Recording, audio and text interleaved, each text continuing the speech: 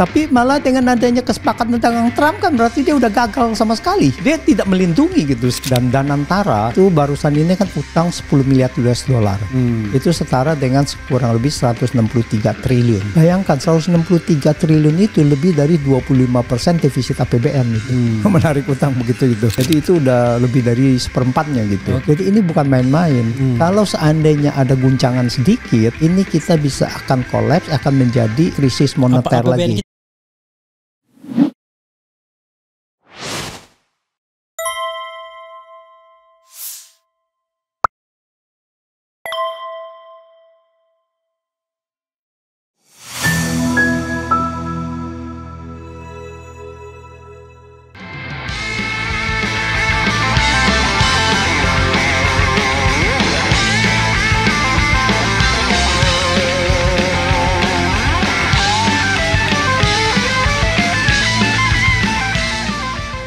Iya, jadi kalau kita lihat bahwa dari pertumbuhan ekonomi ini, saya belum bisa melihat ada kebijakan-kebijakan yang bisa mendongkrak itu. Oke.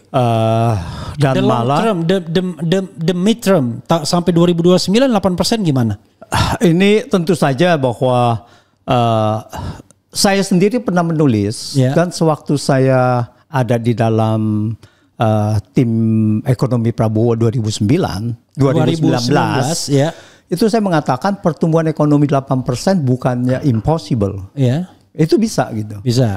Jadi itu bisa dicapai, tetapi tentu saja harus ada kebijakan-kebijakan yang kita bisa kasih lihat sampai bisa segitu gitu. Oke. Nah, saya belum bisa melihat bahwa ada kemampuan dari tim-tim ini. Until now ya. Until now gitu. Itu. Makanya itu kita tidak bisa mengekstrapolasi sampai dengan 2029.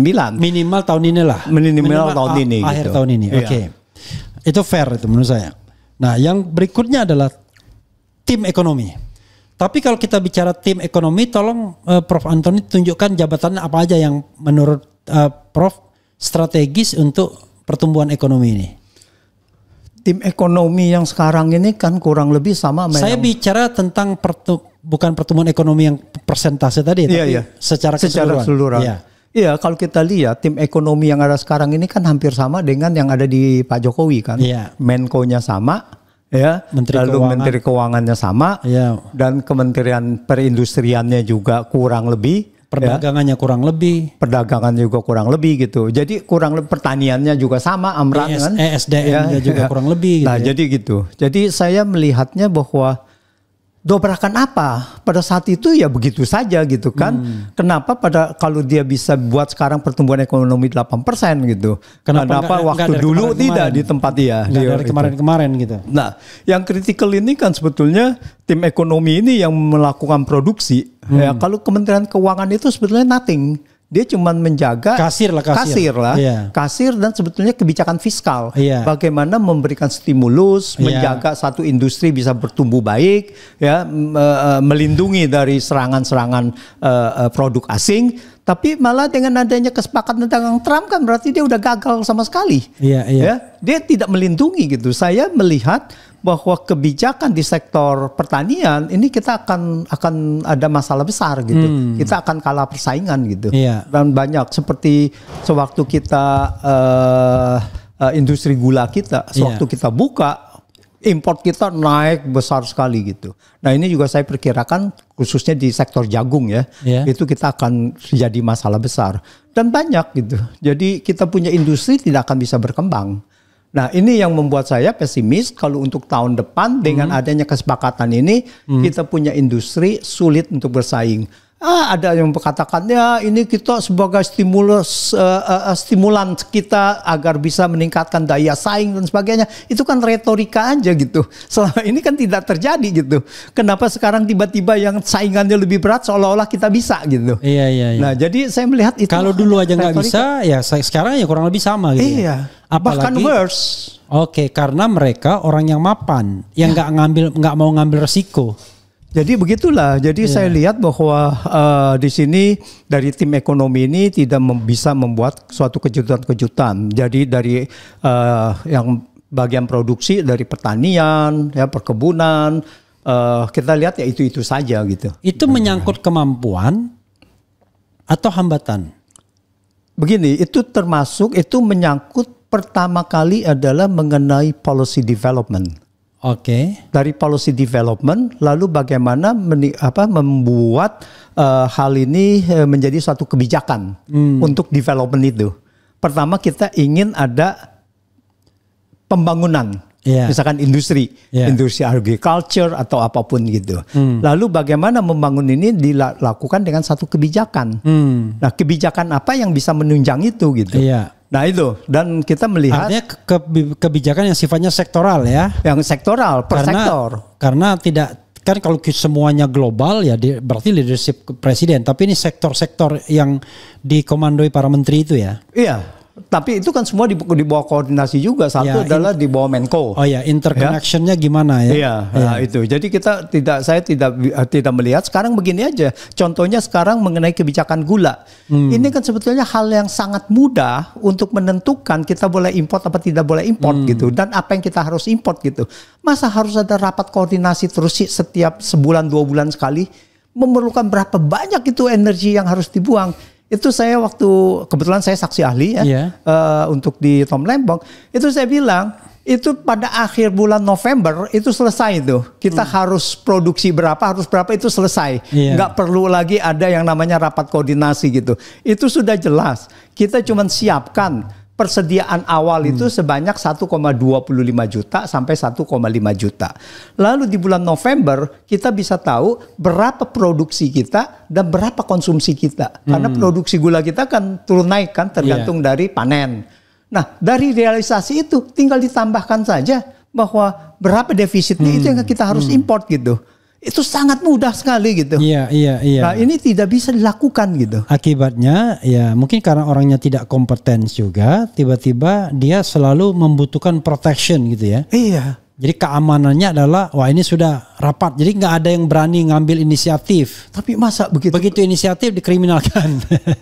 Sekarang ada Kementerian Perdagangan, Kementerian Perindustrian, ada Kementerian Pertanian yang di dalam rapat koordinasi itu, ada Kementerian BUMN, ada Kementerian koordinator dari itu. Itu gimana gitu? Begitu banyak kementerian, tetapi hasilnya pun sangat buruk gitu kan? Nah inilah, ini melihat bahwa memang kita punya tim untuk di situ perlu benar-benar peremajaan gitu. Oke. Ini karena orangnya atau karena strukturnya? Saya rasa karena orang. Struktur sudah oke. Loh, ini bukannya oversize enggak? Oversize kabinet. Bukan kan, karena kita bicara ekonomi kan tadi perindustrian, pertanian, perkebunan dan sebagainya itu kan sama aja. Oke, sama ya. Iya. Oversize itu di bidang-bidang lain. Bidang lain yang misalkan hukum dan HAM itu dipecah. Iya, ya kan? Banyak kali. Lalu jadinya, kemiskinan, sosial itu semua dipecah juga dan gitu banyak, kan. Dengan soal urusan agama juga banyak ya. Iya. Ada Kementerian Agama, ada urusan haji, ada urusan dana haji, ada kepalanya, ada wakil kepalanya, banyak kali gitu. Ya. Kementerian Ekonomi kan sama. Ya, oke. Bidang ekonomi. Nah, the last but not least, tentu the president ya. Kalau nanti Prof. Antoni mau bicara the vice president silahkan. Tapi the president ini, terus terang saya ini termasuk orang yang bingung. Karena ingin objektif, malah bingung sendiri. Tidak ingin dianggap benci, malah bingung sendiri. Tapi sebelumnya orang seperti saya ya, punya latar belakang begini. Saya ini ibaratnya gimana? Punya kesimpulan begini. Kita haram hukumnya ya membantu seorang pemimpin yang mendapatkan kekuasaan dengan cara curang. Kan begitu. Itu keyakinan politik saya. Tetapi kan itu tidak realistis. Masa semua orang tidak boleh membantu pemerintahan. Maka kemudian kredo politik saya sehari ini, saya dorong orang-orang baik untuk berada di pemerintahan. Siapapun tuh, whoever. Yang penting dia orang baik, tidak korup dan lain sebagainya. Salah satu indikatornya. Tapi untuk diri saya sendiri, saya sudah mengatakan saya akan di luar pemerintahan sampai 2029. Yeah. Kecuali ada perubahan yang luar biasa ya. Yeah. Kita nggak tahu itu. Tapi kalau normal saja ya udah sampai 2029 di luar pemerintahan. Dan tetap ingin menjadi oposisi dengan harapan Pak Prabowo menjaga iklim demokrasi, tidak memenjarakan orang yang mengkritik seperti zaman atau era Jokowi. Oke. Tapi tetap saja saya merasa walaupun sudah mengambil garis yang jelas seperti itu, saya agak bingung. Kalau saya mengkritik, kok kesannya Anda nggak dapat jabatan, kesannya benci. Enggak, saya kasih contoh misalnya. Dia mengatakan bersumpah untuk menjalankan hukum seluruh-seluruhnya. Konstitusi, itu sumpah presiden kan di konstitusi. Tapi hari itu juga malamnya ketika mengumumkan kabinet, dia langgar undang-undang. Penempatan pada waktu itu Mayor Teddy sebagai pejabat, sebagai setingkat sekretaris kabinet, setingkat menteri yang tidak pensiun. Tiba-tiba, wah, dia cuma sekelas eselon 2, tapi eselon 2 bisa ngatur-ngatur menteri. Semua. Iya. Kan ini kan tidak konsisten. Kalau memang mau memberikan jabatan buat dia, disuruh pensiun dia. Biar kemudian tidak terjadi huru hara lah besok. Kasihan kan Teddy-nya nanti. Kalau tiba-tiba dia Prabowo tidak lagi di sana, di institusinya bisa berhenti dia, ya kan. Kemudian berantas korupsi, ya kan. Wah, tapi begitu mengumumkan, bahkan terduga korupsi pun dia rekrut lagi. Kan dulu kan ada menteri koordinator yang disuruh mundur karena ada 11 sprindik, kalau enggak akan ditingkatkan. Mundurlah dia jadi ketua umum partai. Ada yang menteri yang terima uang dari BTS, diangkat lagi dia. Ada wakil menteri yang sudah dijadikan tersangka, menangnya hanya karena pra-peradilan entah gimana caranya, diangkat lagi juga. Ini kemudian kalau lihat pidato-pidatonya, makin kesini makin mengejek orang-orang yang berusaha kritis terhadap pemerintahannya kan. Padahal baru yang kritis sedikit doang. Indonesia gelap lah dan lain sebagainya. Dan orang-orang yang di era pemerintahan juga tidak hanya para menteri yang diangkat, tapi orang-orang yang gak jelas. mas sorry ya. Wah, dengan kualifikasi apa, pendidikannya apa, dijadikan semua komisaris apapun masuk di semua lini itu. Saya akhirnya udahlah, daripada saya berpendapat, coba Prof Antoni, is she the leader, ya kan? Ataukah dia the dealer? I don't know exactly. Coba silakan Prof punya ruang untuk menilai Prabowo, leadership Prabowo, terutama in economy within at least 8 months ya, atau 9 months ini. Silakan Prof. Iya, saya rasa kita sebetulnya sepandangan mengenai hal itu. Kita melihatnya ini semacam ada anomali ya di dalam pemerintahan Prabowo ini. Tapi di lain pihak, saya masih ada begini. Kita mengetahui bahwa apa yang dihadapi Prabowo ini memang ada satu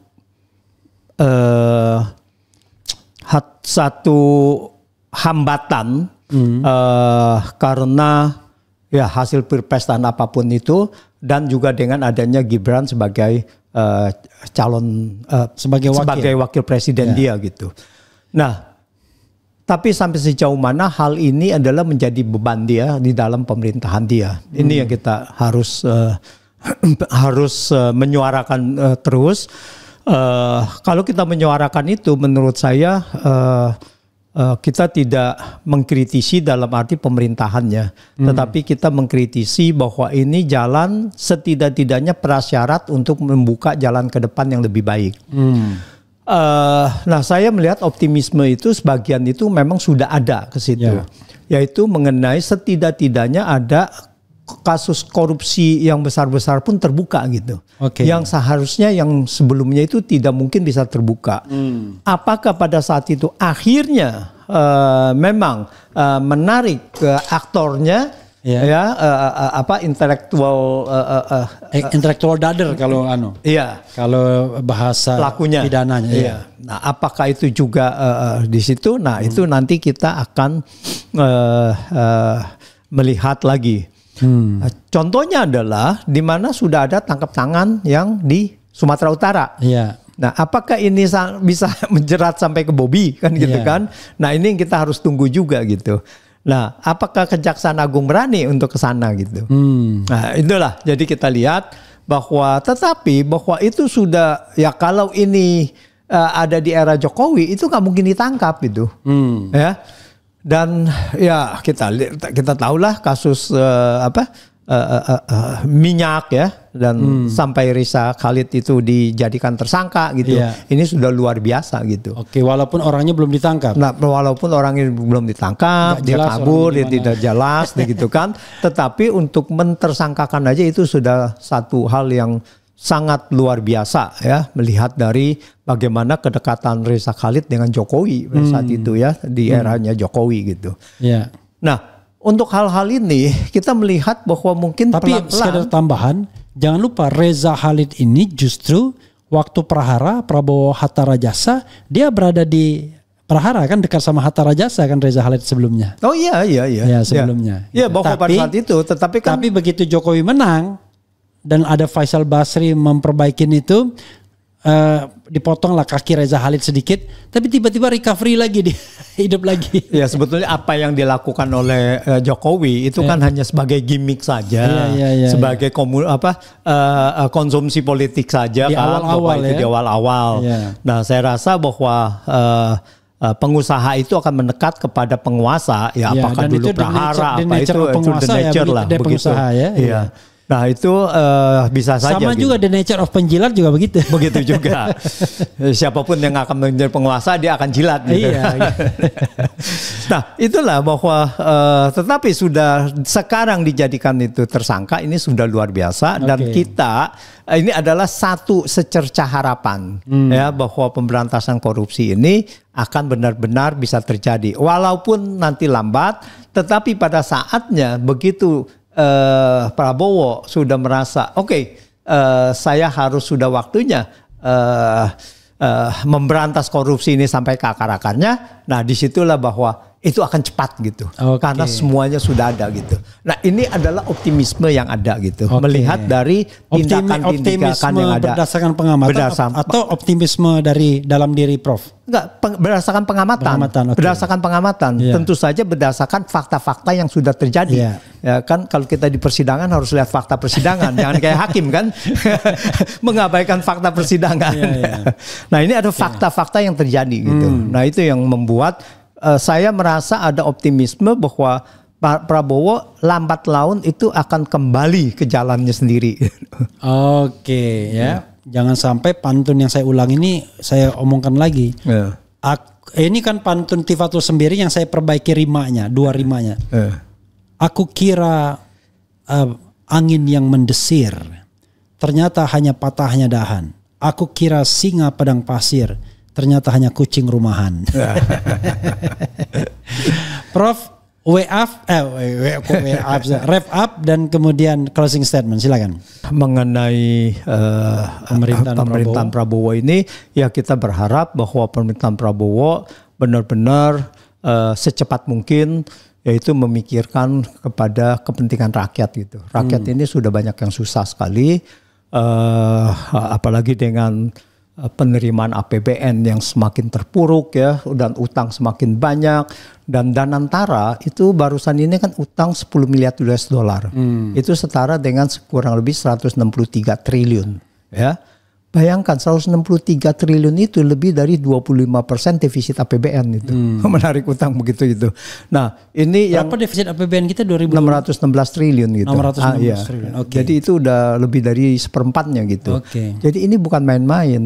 Kalau seandainya ada guncangan sedikit, ini kita bisa akan kolaps, akan menjadi krisis moneter lagi. APBN kita berapa? 3.000 berapa? Ya sekitar 3.500 yang belanjanya. Kalau penerimaan negaranya kan nggak segitu. Oh iya, belanja. Maksudnya. Iya, belanjanya gitu. 3.500. Iya. Oke, penerimaan negaranya di bawah 3.000.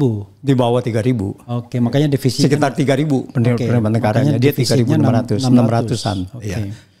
Ya, jadi semoga bahwa di sini kita benar-benar membuat foundation landasan supaya ekonomi kita bisa benar-benar mencapai Indonesia emas lah ya, seperti yang dicita-citakan 20 tahun yang akan datang. Oke, sobat sekalian ya. Akhirnya kita akhiri juga perbincangan yang berat ini sesungguhnya ya. Ini tidak hanya sekedar masalah apakah ijazah itu palsu atau tidak. Tapi ini bicara soal perbincangan yang berat. Dan masih global sesungguhnya. Nanti barangkali kita bisa going into details ya. Kalau seandainya kita bicara hal-hal yang jauh lebih teknis. Walaupun saya tahu tidak gampang memberikan pemahaman kepada masyarakat. Tetapi paling tidak ya mudah-mudahan keywordnya akan didapatkan ya. Dengan mudah didapatkan. Jadi kalau itu terkait Kwik Kian Gi, ya contohlah Kwik Kian Gi. Tapi ada satu saya ingin tanya lagi jadi. Kwik ini kalau sama Prabowo, bisa nggak saya katakan sama cara berpikirnya? Maksudnya gini, kalau dia ekonomi rodok-rodok sosialis gitu, enggak ya? Ya, Kwik ini ya mazhabnya sosialis lah. Sama dengan Prabowo kan? Sama dengan Prabowo gitu. Iya, karena biasa dengan Sumitro iya, itu kan satu PSI ya, satu lulusan juga. Iya. Oke. Satu kampus juga gitu. Jadi mudah-mudahan ya sosialis itu jangan Anda kait-kaitkan dengan yang lain ya, karena sosialis itu sebetulnya sosialis yang lebih tepat adalah dia demokrat, sosialis demokrat lah. Sosialis iya. Demokrat sosialis ya. Iya. Sosdem ya. Jadi sosialis demokrat dan itu ada di rumusan. Itu sebenarnya yang paling kuat mempromosikan itu ya Hatta waktu merumuskan Pancasila. Makanya adalah sila keadilan sosial bagi seluruh rakyat Indonesia ya kan. Itu kan semuanya dari satu kampus semua itu. Iya. Kebetulan dari Belanda dari Belanda, dari Erasmus juga. Iya, dari jangan Rotterdam. Lupa Belanda dekat-dekat dengan negara-negara Eropa Skandinavia. Utara, Skandinavia. Iya, jadi mereka itu ekonominya agak berbeda dengan Eropa Barat. Mereka rodok-rodok sosialis dan terbukti mereka lebih tahan, lebih kuat ekonominya paling tidak dari sisi kemakmurannya ya dibandingkan dengan negara-negara Eropa Barat. Ya, itu negara-negara Skandinavia itu. Begitu saudara sekalian ya, mudah-mudahan kita nanti akan berbincang hal-hal yang lebih substantif. Saya tahu Anda pusing nggak apa-apa, yang paling penting kita menyampaikan hal-hal yang baik. Wassalamualaikum warahmatullahi wabarakatuh. Keren, cadas.